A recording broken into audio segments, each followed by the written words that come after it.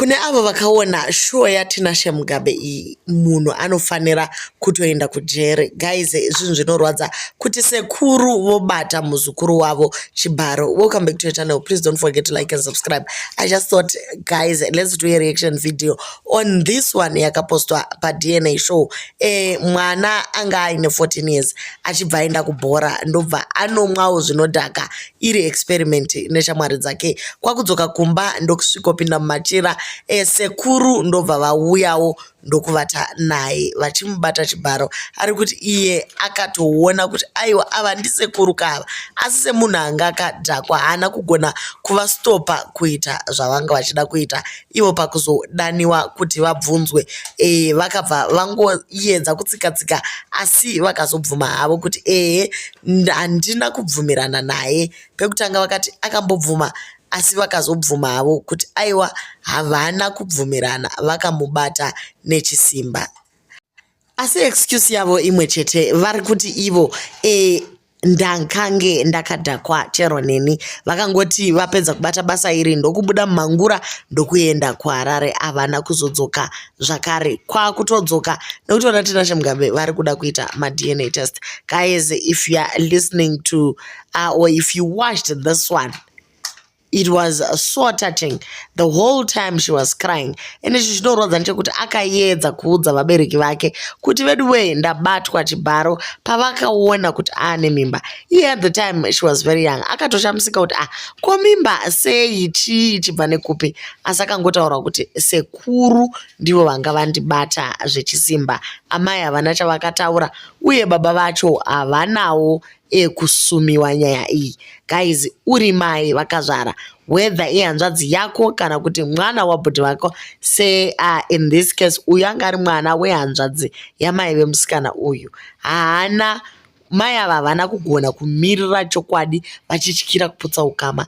Kana ukama huchiputsika, guys, ngauputsike zvachose. Mwana habatwe chibharo, iwe samai wonyarara. Baba vari kuzoti vakadaniwa kudare kuti nyaya iyi ichinotaurwa, but amai vakaramba kuenda kudare racho. So unotoshamisika kuti how do you protect your brother's child at the expense of your own child? Chii chakadaro ichocho? Guys, nyaya iyi inorwadza zvikuru.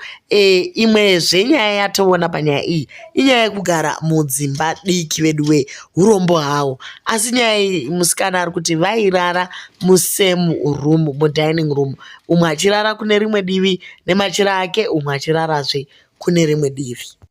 Asi muusiku uhu ndo panozobva umwe kumachira ake ndokusvikobata umwe chibharo. Guys, handizivi hangu urombo havo, asi nyaya yekuti tirarise vana vari pamalevels ana puberty iyo murumu imwe chete inyaya ine ngozi zvikuru kwazvo. Kana zvichireva kuti haugoni kugara nemwana wanzvadzi yako nekuti imba yako idiki, please just say so.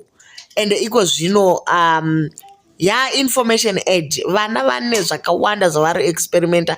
2 days back we saw a post that was circulating again on social media yevana vanyamunhu vamitisana. I think umwe form 4 kana umwe form 2 kana form 4 neform 6, something like that. Vana vadiki, and vabereki vacho vari kurwadziwa nekuti vari kuti patinovabvunza kuti ko makazviitirei, vana vanoti nekuti tinodanana. Imba munosiya muchiti bhudhi vakachengeta munin'ina wavo, imi moenda kwamunoenda. Munowana vana vamitisana mogozvireva makadii? Muzukuru here kana kuti munomudana muchiti chii mwana uyu? Naivedwe zvakawanda, guys, nyaya idzi dzakawanda. Pane imwe yakambotaurika zvakare pasocial media yabhudhi vanga vati kurei vachirara nemwana wamai vavo zvakare anga ari kuma10 11 years ikoko. So guys, how then do you protect uyu mukuru uyu? Unozomukanda seizve mumaoko eshumba, mumuromo weshumba, wongopedzisira watoshaya kuti wozviitawo sei. So guys, let's be careful nevana vatinavo mudzimba umo. Let's check kana mwana achinge aripota, as parents let's act on that. Tisambotange kuti uri kuaccusa sekuru chino sezvakazoitika pakwazotsvaka umwe mukomana ndobva angozoregwa mimba iya. Asi mukomana ndiye akazodzoka kumba akati bodo, mwana amuri kundichengetesa, haasi wangu. Tiri kuti vaMugabe vedu. Nyaya iyi yatova beyond DNA test. Nyaya iyi yakutoda kuiswa mumapurisa chaiwo kuti mukomana awane zvinoenderana naye. Anofanira kuwana mutongo wakafanirana naye nekuti haudaro mwana wehanzvadzi yamai vako. Alright, haudaro mwana mudiki ane 14 years. You do not take advantage of children like that. Mukomana angati kurei at his age aigona kubuda akandokecha mabhishuku bhawa ikoko kwakanadena anga nechirwere, kwakanadena akapa mwana chirwere. Mwana uyu muzukuru wepamba apa here, mwana wepo here, tinomuti chii, tinomudana chiti chii.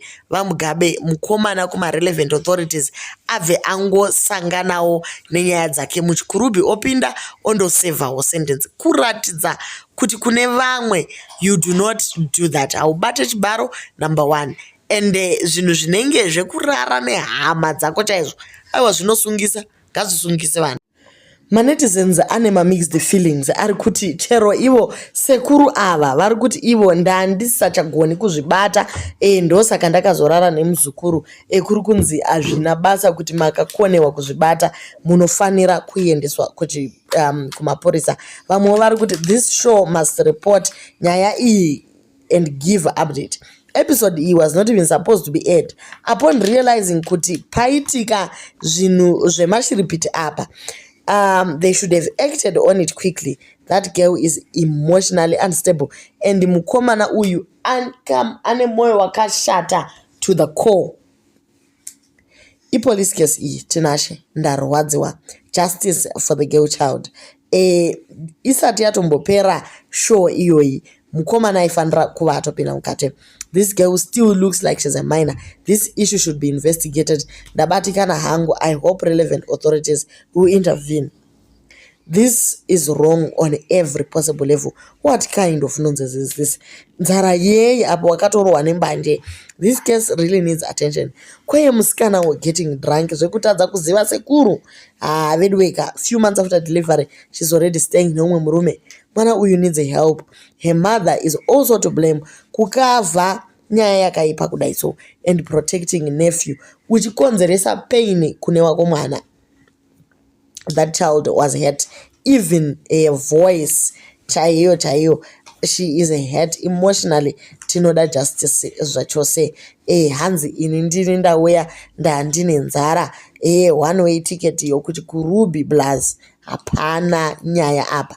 Munhu wese ari kungochema nenyaya imwe chete. Tiri kuda justice. VaMugabe nyaya iyi haipereri mumastreets sekudairo. Hapana malikes apa. Tinoda mukomana kuti apinde.